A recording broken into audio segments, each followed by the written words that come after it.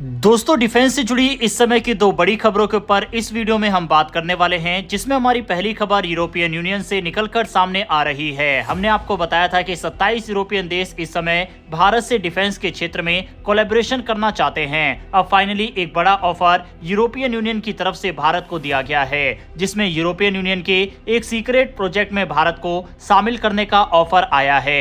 इसके अलावा हमारी दूसरी खबर भारत की अग्नि मिसाइल को लेकर आ रही है, जहां पर भारत ने MIRV तकनीक से इसको लैस कर दिया है। साथ ही ये भी बताया है कि कितने वॉरहेड ये एक साथ लेकर जा सकती है। भारत की सबसे अत्याधुनिक मिसाइल के बारे में भी इस वीडियो में डिटेल में बात करेंगे।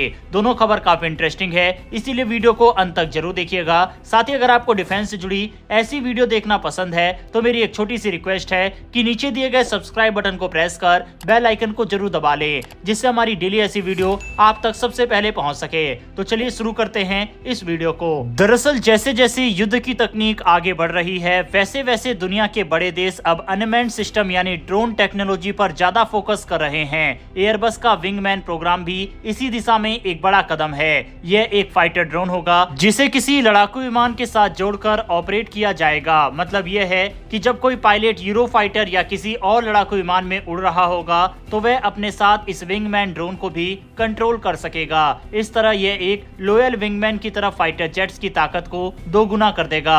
आसान भाषा में समझे तो जिस तरह से हिंदुस्तान एरोनॉटिक्स लिमिटेड अपना कैट्स वॉरियर प्रोग्राम पर काम कर रहा है, इसी तरह का एक हथियार यूरोपियन यूनियन भी बनाना चाहता है। और जिस तरह से अब डिफेंस के क्षेत्र में उसे अमेरिका से सपोर्ट नहीं मिल रहा, साथ ही चीन और रूस से सपोर्ट नहीं ले सकता क्योंकि इनसे तो इनका विवाद ही है, तो ऐसे में भारत ही इनके लिए एक विकल्प बचता है और इसीलिए यह ऑफर भारत को दिया गया है। अब सवाल यह है कि एयरबस भारत को इस प्रोजेक्ट में क्यों शामिल करना चाहता है। इसका सबसे बड़ा कारण है भारत की तेजी से बढ़ता रक्षा क्षेत्र। भारत की जरूरतें बड़ी है, इसीलिए एयरबस को यहां से बड़े ऑर्डर मिलने की उम्मीद है, जिससे प्रोजेक्ट का फाइनेंशियल मॉडल और मजबूत होगा। दूसरा, भारत अब हर रक्षा डील में टेक्नोलॉजी ट्रांसफर और लोकल मैन्युफैक्चरिंग पर जोर दे रहा है, जिससे एयरबस को यहां प्रोडक्शन सेटअप लगाने का मौका मिल सकता है। इसके अलावा भारतीय वायुसेना पहले से ही 6th जनरेशन कॉम्बैट सिस्टम पर काम कर रही है। ऐसे में ये प्रोजेक्ट IAF के लिए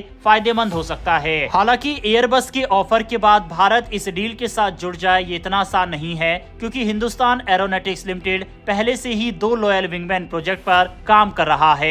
new space research and technology private limited नाम की एक प्राइवेट कंपनी भी इंडियन एयरफोर्स के लिए ऐसे ही प्रोजेक्ट तैयार कर रही है। इसका मतलब यह है कि अगर एयरबस को भारत से कॉन्ट्रैक्ट चाहिए तो उसे कुछ खास ऑफर करना होगा, यानी टेक्नोलॉजी ट्रांसफर, को डेवलपमेंट और लोकल प्रोडक्शन जैसी डील्स करनी पड़ सकती है। अब सवाल यह है कि यूरोपियन यूनियन के इस प्रोजेक्ट में भारत को जुड़ना चाहिए या फिर भारत को अपने खुद के ही स्वदेशी लॉयल विंगमैन प्रोग्राम पर काम करना चाहिए। इस पर और एयरबस के ऑफर पर अपनी राय कमेंट बॉक्स में लिखकर बताइएगा। बढ़ते हैं हमारी दूसरी खबर की तरफ, जो कि अग्नि 5 को लेकर आ रही है। दरअसल 11 मार्च 2024 को भारत ने मिशन दिव्यास्त्र के तहत अग्नि 5 MIRV का सफल परीक्षण किया था। ये परीक्षण उड़ीसा के doctor APJ Abdul Kalam island से किया गया था।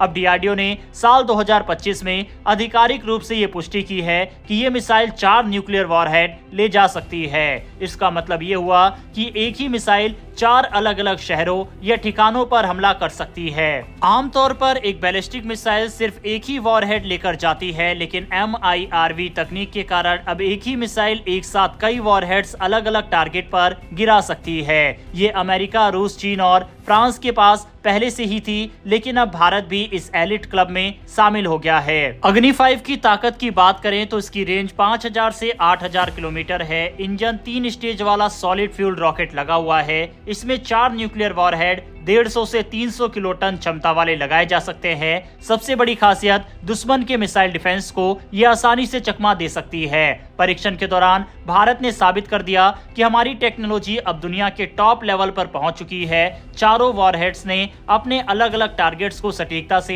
हिट किया। इसमें स्मार्ट गाइडेंस सिस्टम और डिकॉय टेक्नोलॉजी का भी इस्तेमाल किया गया, जिससे दुश्मन की मिसाइल डिफेंस को भटकाया जा सके। इस सफलता के बाद भारत ने अपनी डिफेंस स्ट्रेटेजी को और मजबूत कर लिया है।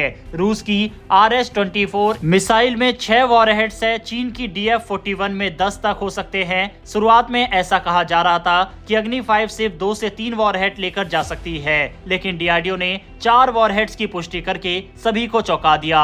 DRDO की सफलता के लिए कमेंट बॉक्स में एक जय हिंद जरूर लिखिएगा। इन्फॉर्मेशन और वीडियो पसंद आई हो तो वीडियो को लाइक करके हमारी आने वाली डेली डिफेंस से जुड़ी ऐसी इंटरेस्टिंग वीडियो के लिए चैनल को सब्सक्राइब कर बेल नोटिफिकेशन जरूर दबा लें। फिर मिलेंगे ऐसी एक नई वीडियो के साथ। धन्यवाद। जय हिंद।